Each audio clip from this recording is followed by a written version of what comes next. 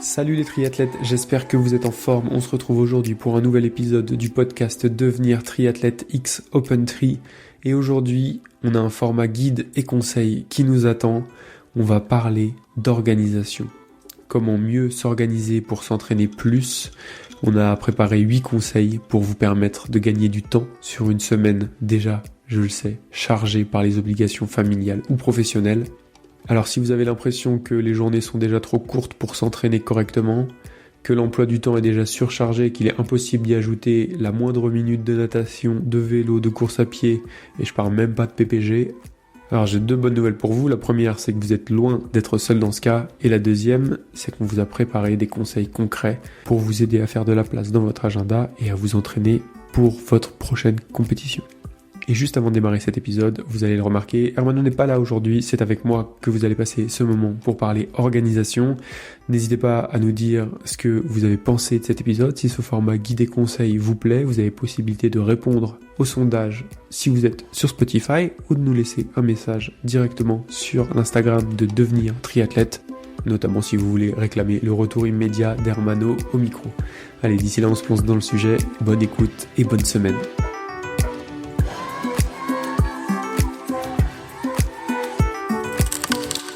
Les amis, c'est parti pour l'épisode du jour. Comment mieux s'organiser pour s'entraîner plus. Nos 8 conseils concrets, testés et validés pour pouvoir améliorer l'organisation de votre semaine, dégager du temps et réussir à vous entraîner un peu plus ou à ressentir un peu moins de stress quand vous regardez votre agenda et vos séances dans la semaine.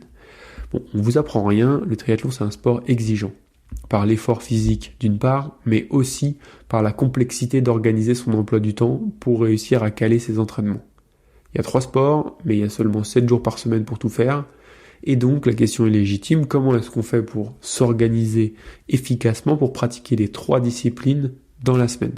C'est un truc qu'on a probablement déjà tous connu, l'impression que les journées sont trop courtes pour s'entraîner correctement, l'impression que l'emploi du temps est déjà surchargé et qu'on peut plus y mettre la moindre minute dans les 3 sports, et quand on vous parle de commencer à faire de la PPG, de la prépa mentale ou des étirements, généralement c'est à ce moment-là qu'on balance l'agenda de l'autre côté de la pièce parce que c'est trop compliqué. Alors ce que je vous propose aujourd'hui, c'est 8 conseils concrets pour optimiser son emploi du temps, ses entraînements, et en bonus, rajouter quelques astuces pour une organisation digne d'un pro, pour encore gagner quelques minutes, voire quelques heures sur sa semaine. On le sait tous, pour performer en course ou pour atteindre ses objectifs, qu'il s'agisse de terminer un premier triathlon ou de se qualifier au championnat du monde, ça va être la résultante de ce qu'on aura réussi à mettre en place à l'entraînement. À quel point on aura réussi à être régulier, à respecter le programme si vous en suivez un. Et en amont de tout ça, il y a la place que vous avez fait pour le triathlon dans votre vie, personnelle, professionnelle, et l'organisation que vous avez pour pouvoir placer l'ensemble de vos séances.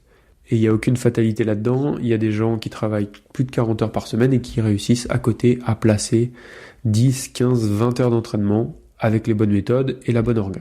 Donc d'abord, la première question à se poser, c'est quelle place vous consacrez au triathlon ? En fait, on pratique tous le même sport, mais à des niveaux d'investissement et de performance très différents. Pour certains, c'est une passion, c'est un mode de vie, le triathlon est présent du matin au soir. Pour d'autres, c'est un loisir hebdomadaire, dominical, où on a plus envie de se faire plaisir à aller un peu nager, un peu rouler, un peu courir avec les copains. Et bien entendu, chacun y met l'investissement qu'il veut et il trouve le plaisir dans sa propre pratique. Par contre, lorsque vous, et c'est probablement le cas là parce qu'on est en début d'année, vous placez vos objectifs pour l'année à venir, soyons conscients de la place qu'on va donner à ce sport-là. Naturellement, vos objectifs sportifs devront être en adéquation avec vos situations familiales, professionnelles.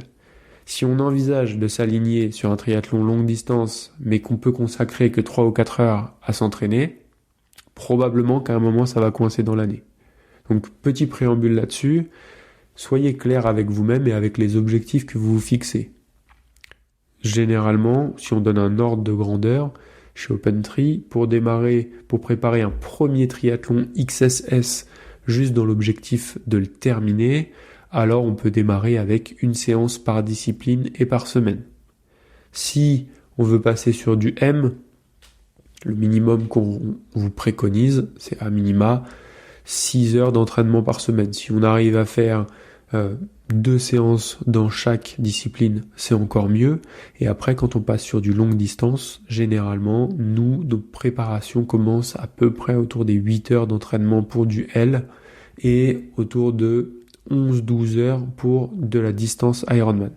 Soyons conscients de ça, parce que derrière, si ça coince pas tout de suite, il y a forcément un moment dans la prépa où, si vous n'avez pas le temps disponible pour préparer sérieusement vos objectifs, ça risque de passer au forceps avec la vie professionnelle ou la vie familiale, ou ça risque de ne pas passer et de générer beaucoup de frustration. Donc tout ça part de vos objectifs. Bon, maintenant qu'on a fait ce petit préambule, c'est parti sur les 8 conseils concrets pour optimiser ces entraînements. Premier conseil, préparez votre planning d'entraînement. Vous le faites déjà très certainement sur le plan personnel, sur le plan professionnel, alors il est logique de le faire pour ces entraînements. Ça, préparer son planning d'entraînement, ça va vous aider à tenir votre feuille de route et à garder le cap. Quand on parle de préparer son planning d'entraînement, ça démarre déjà avec une vue long terme pour savoir un peu ce que vous allez faire entre aujourd'hui et la date de votre prochaine compétition phare. Ça, c'est la grande vue. Et après, ce que vous allez faire, c'est que vous allez préparer vos cycles de travail, vos cycles d'entraînement, à l'intérieur de cela, toutes vos semaines. Et ça, c'est la première grande planification. Ça, c'est un peu de la théorie. On place les grands blocs, on se prépare pour la compétition. Et après, on arrive toutes les semaines, généralement le dimanche soir, sur la vue de la semaine qui nous attend. Donc ça, nous, ce qu'on vous recommande, c'est le dimanche soir, de prendre un petit moment pour programmer, planifier ces entraînements de la semaine. Regardez quelles sont les obligations personnelles, professionnelles, et déterminer vos créneaux d'entraînement et, idéalement, les bloquer dans votre agenda. Faire ça, c'est s'assurer que les blocs de temps dédiés à l'entraînement seront bien présents. Ça a l'air de rien, c'est juste le noter dans son agenda, mais je vous assure, ça fait une différence folle sur le fait de le respecter ou pas. Vous pouvez le faire directement sur votre agenda électronique ou papier. Vous pouvez le faire directement dans la plateforme de votre montre ou de votre compteur GPS. Garmin, Wahoo, Suunto, toutes proposent une interface de calendrier pour pouvoir programmer vos séances et les planifier dans la semaine. Donc ça, c'est un truc qui est assez simple. Par contre, je vous assure, faites-le. Mettez vos créneaux d'entraînement dans votre agenda et déjà placez vos séances sur les différents jours. Si vous avez une séance d'enchaînement, placez-la plutôt le week-end. On sait qu'elles prennent un peu plus de temps. Si vous avez une séance longue, pareil, mettez-la le jour où vous avez le plus de temps. Si vous avez une séance à vélo que vous devez faire absolument en extérieur, regardez la météo et essayez de la faire le jour où la météo est la plus clémente. Pour ceux et celles qui s'entraînent avec le programme OpenTree, sachez que toutes vos séances peuvent être envoyées directement vers l'agenda de votre montre ou de votre compteur GPS, chez Garmin, chez Wahoo par exemple. Et vous pouvez également récupérer votre agenda, disons, de sport et la rapatrier directement dans votre application d'agenda personnel professionnel. Ça permet de s'organiser, d'avoir une vue concrète de sa semaine et de savoir ce qu'on va pouvoir faire ou pas cette semaine. Donc, petit point, si vous mettez ça en place, ce qui arrive, c'est que le dimanche soir, vous avez une vue concrète de votre agenda de la semaine à venir avec les blocs où vous allez pouvoir faire du sport et à l'intérieur, les séances d'entraînement que vous allez caler. Ça, c'est de la théorie, ça risque de bouger un peu pendant la semaine, mais on y reviendra juste après. Deuxième conseil, fractionnez vos séances si besoin. On s'est déjà tous retrouvés dans cette situation où on a une séance à vélo de 3 heures de prévu et où on sait qu'elle ne va pas pouvoir tenir sur cette journée. Ce qu'on peut faire là, c'est la diviser en 2 séances. Alors certes, on va beaucoup moins travailler l'endurance et le corps aura plus de temps pour récupérer, mais on va aussi stimuler l'organisme 2 fois plutôt qu'une. Et ça nous permettra d'avoir un volume global sur la semaine qui sera idéalement identique. Une séance de vélo de 3 heures, ça peut se transformer en 2 sorties d'1 heure et demie, en une sortie de 2 heures et une d'1 heure. N'hésitez pas à être flexible là-dessus, puisque au-delà du volume général que vous allez faire sur la semaine, c'est aussi la fréquence des entraînements qui va compter. Donc deuxième conseil, on fractionne les séances si elles sont trop longues et qu'elles ne peuvent pas tenir. C'est mieux que juste de les réduire et c'est mieux que de les rater. On est bien d'accord. Le troisième conseil, misez sur les séances qui comptent. Pourquoi ? Parce qu'il est possible de réaliser des séances de qualité en moins d'une heure.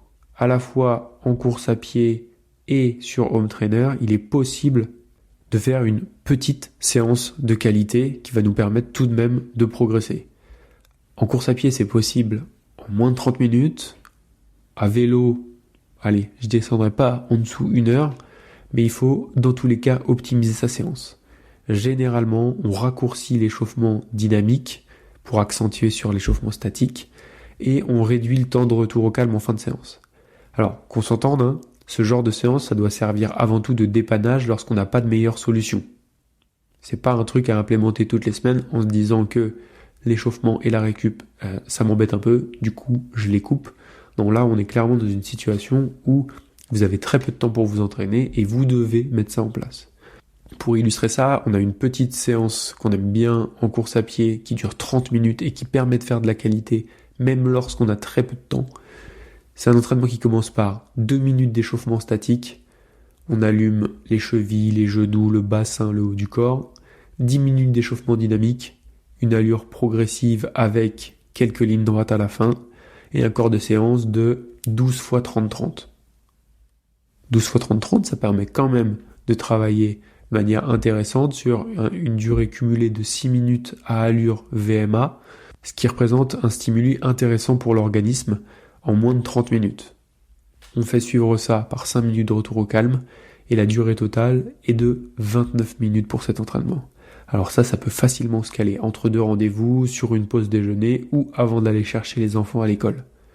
Encore une fois, c'est pas à faire toutes les semaines, mais si vraiment vous avez besoin, ça peut être un substitut. Et j'en profite pour inclure un conseil 3 bis là-dessus, c'est que si vous regardez votre agenda le dimanche soir et que vous savez que vous n'allez pas pouvoir faire tous les entraînements prévus, alors misez sur les séances qui comptent le plus dans votre semaine.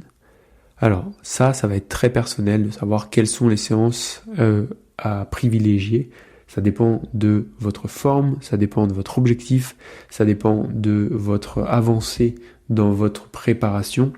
Ce qu'on a fait chez OpenTree pour nos athlètes, c'est que chaque semaine, vous avez ce qu'on a tagué comme séances clés. Les séances clés, vous savez que c'est les séances les plus incontournables de la semaine. Et si vous n'avez pas les 7, 8, 10 heures pour la longue distance à placer dans la semaine, alors vous allez sélectionner en priorité les séances taguées comme séances clés. Et là, on sait que on a fait l'essentiel de sa semaine avec ces séances incontournables. Donc c'était mon conseil numéro 3, miser sur les séances qui comptent.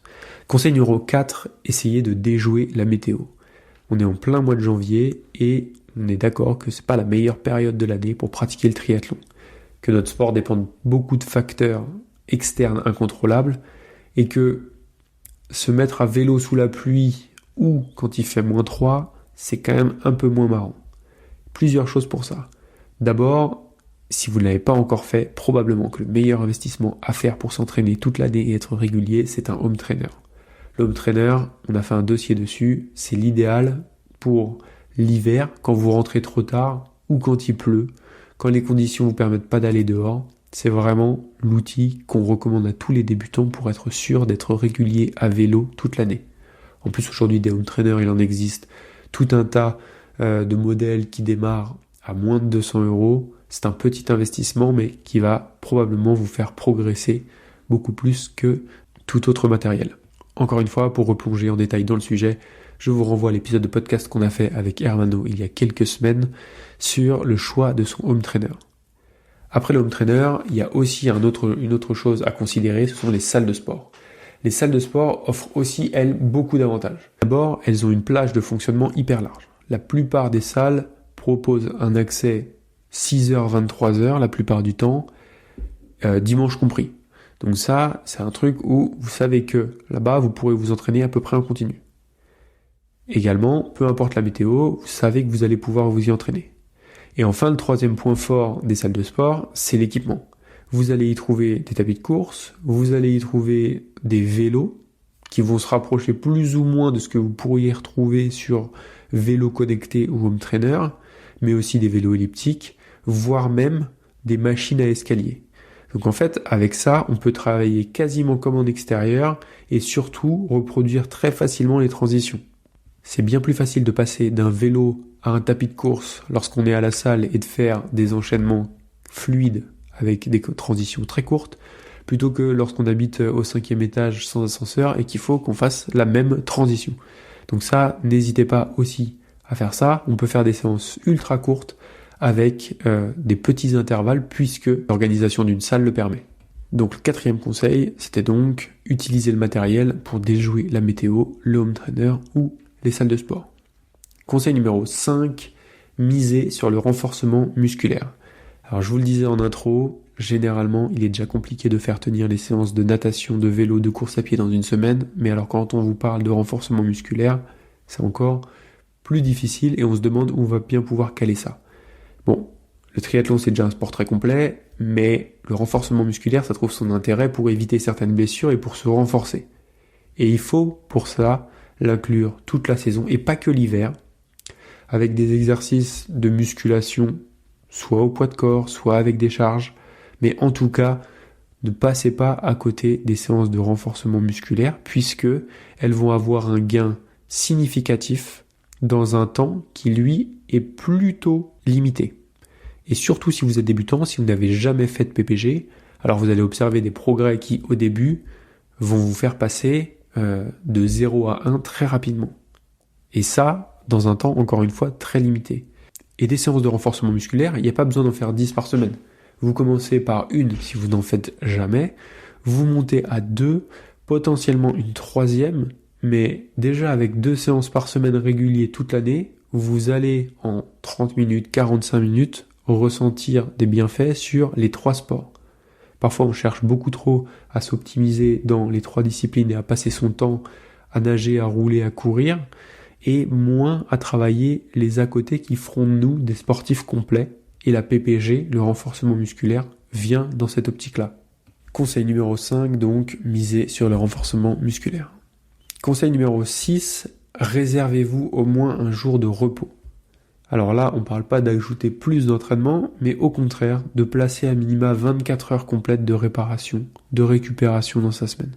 Pourquoi ? Parce que le triathlon, c'est exigeant, que le triathlon, on progresse à long terme en étant régulier sur des mois, des années de travail, et que il n'est pas question de se brûler les ailes, on a besoin d'avoir de la récupération, qu'elle soit physique mais aussi mentale, un peu toutes les semaines. Se reposer 24 heures, ça permet au corps d'assimiler le travail, de récupérer et de repartir encore plus motivé et plus performant dès le lendemain. Donc n'ayez aucun problème à prendre à minima un jour de repos dans la semaine. Votre corps, à long terme, vous en remerciera. Point numéro 7, on est un peu sur de l'autopromo, mais s'il vous plaît, suivez un programme d'entraînement. Que ce soit avec OpenTreeWire d'ailleurs, le programme d'entraînement, il va tellement vous faciliter votre organisation. Vous allez connaître à l'avance votre entraînement jusqu'à votre compétition. Vous allez avoir vos entraînements à programmer. Et il y a un truc qui se passe quand vous suivez un programme d'entraînement que vous n'avez pas vous-même établi, c'est que vous allez être beaucoup plus rigoureux et beaucoup plus motivé à le suivre. Vous savez quelle est la route à suivre pour arriver à la performance que vous souhaitez le jour de votre compétition. Et ça passe par le plan d'entraînement et vous savez inconsciemment que si vous le suivez, vous allez y arriver. Et le fait d'avoir ce plan qui est déjà livré sur un plateau, alors nous par notre solution d'entraînement, mais aussi par le coach de votre club ou par n'importe quel autre coach ailleurs, ça vous permet de vous libérer l'esprit et de vous concentrer sur l'entraînement. Vous le savez, le triathlon c'est déjà un sport, on en discute, très chronophage, mais aussi très prenant psychologiquement. Débarrassez-vous de la contrainte de devoir créer vos séances et de devoir créer vous-même votre entraînement. Vous laissez ça à quelqu'un dont c'est le métier, dont c'est l'expertise, et vous vous déchargez de ça. Vous avez déjà suffisamment d'heures d'entraînement à placer dans la semaine pour ne pas avoir en plus à devoir le prévoir. Donc c'était mon conseil numéro 7, s'il vous plaît, suivez un programme d'entraînement, vous serez à la fois libéré psychologiquement de cette partie-là, et je vous l'assure, vous serez plus rigoureux, ce qui amènera à de meilleures performances. Et enfin, conseil numéro 8, ne courez pas après les séances manquées. Par manque de motivation, par empêchement de dernière minute, parce qu'il faut terminer un truc pour le boulot avant ce soir, on loupe des entraînements.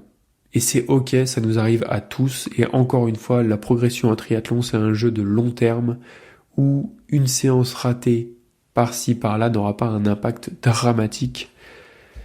Et donc, ne cherchez pas absolument à rattraper vos séances. Considérez si ça c'est pertinent ou pas en regardant ce qui vous attend sur les prochaines journées d'entraînement.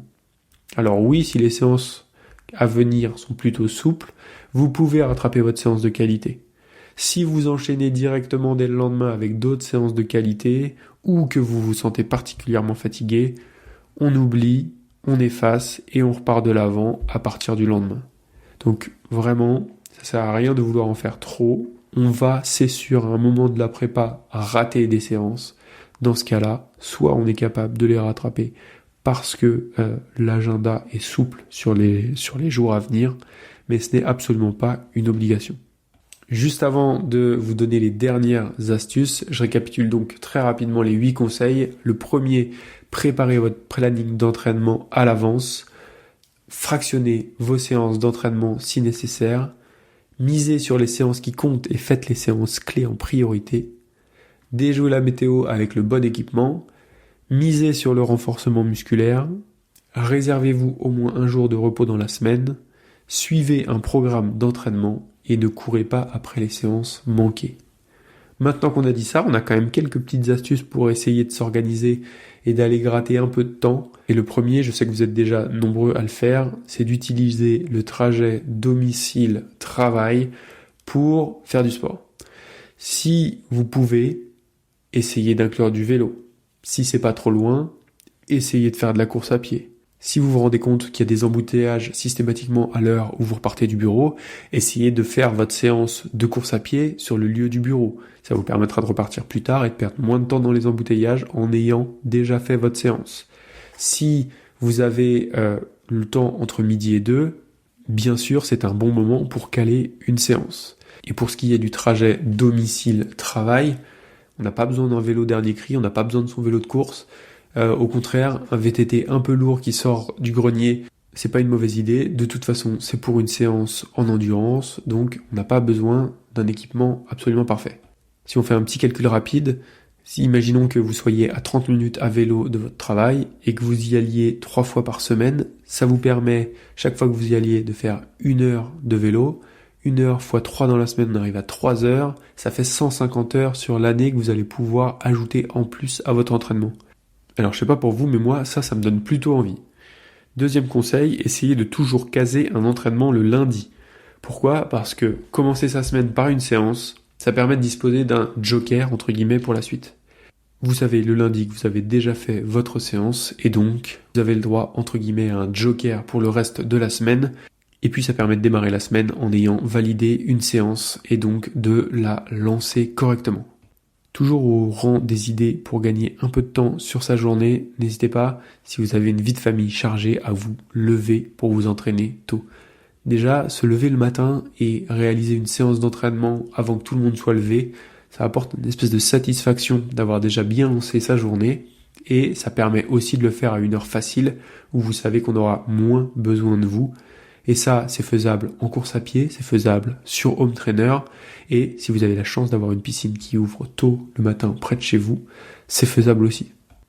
Dans la même idée, vous avez aussi tout intérêt à essayer de rentabiliser, entre guillemets, tous les impératifs et les obligations que vous avez côté pro ou côté perso. Par exemple, votre fils ou votre fille va nager pendant 1 heure le mercredi après-midi. Bon, plutôt que de l'attendre, vous mettez vos baskets dans le coffre et ça vous permet de faire une séance de 45-50 minutes pendant que vous le laissez ou vous la laissez nager. Idem, vous avez votre repas chez votre belle-mère le dimanche midi et ça se situe à quelques dizaines de kilomètres de vélo. Profitez-en pour faire l'aller ou le retour à vélo et ça vous permet de placer une séance sur des, soi-disant, obligations impératifs de famille. Et ça vous donnera en plus une bonne occasion de prendre 2 fois du dessert. Enfin, le dernier conseil, ayez toujours vos affaires de sport dans votre coffre. On sait jamais, les imprévus. Vous êtes étudiant et il y a un cours qui saute, vous pouvez filer à la piscine. Vous avez un rendez-vous professionnel qui s'annule, vous pouvez aller courir. Donc ça, c'est aussi un réflexe à avoir. Optimiser le temps et préparer, entre guillemets, les imprévus. Bon, Vous avez compris, on a essayé de balayer les conseils concrets que vous pouvez mettre en place dès maintenant dans votre agenda. Je suis certain que vous en avez auxquels je n'ai pas pensé. N'hésitez pas, si c'est le cas, à laisser un commentaire en description de cet épisode si vous êtes sur Spotify, ou à nous laisser un message sur la page Instagram de Devenir Triathlète. Et surtout, n'oubliez pas que c'est à vous de trouver votre propre organisation. On ne cherche pas à se comparer aux athlètes pros, ni même aux copains de club. On a tous des vies déjà assez bien remplies et l'idée, c'est de faire du triathlon un sport plaisir. Alors, quelle que soit votre passion et votre motivation, faites-le toujours avec envie. Et j'espère pour ma part que cet épisode vous a plu. Si c'est le cas, je vous invite à nous le faire savoir en commentaire ou sur les réseaux sociaux. Et on préparera d'autres épisodes de ce genre pour vous aider chaque jour à devenir un ou une meilleure triathlète. Bonne semaine et on se retrouve mardi prochain avec, cette fois-ci, Hermano au micro. C'était Devenir Triathlète X Open Tri. Merci d'avoir écouté cet épisode jusqu'au bout. Nous, on a pris beaucoup de plaisir à l'enregistrer. Alors si ça vous a plu, vous pouvez nous suivre sur nos réseaux sociaux, Instagram, LinkedIn et Facebook. On se rejoint maintenant sur devenirtriathlète.com. Vous allez retrouver l'ensemble des épisodes, mais aussi des outils, des ressources et des conseils gratuits pour débuter, progresser ou performer en triathlon. On ajoute toutes les semaines de nouvelles ressources. Si vous avez une idée d'invité, n'hésitez pas à nous envoyer un petit message. Et si vous voulez être accompagné sur vos prochains objectifs sportifs, connectez-vous sur opentri.fr et on se fera un plaisir de vous aider. Alors, n'hésitez pas, on se retrouve tout de suite sur devenirtriathlète.com et opentri.fr. Salut les sportifs!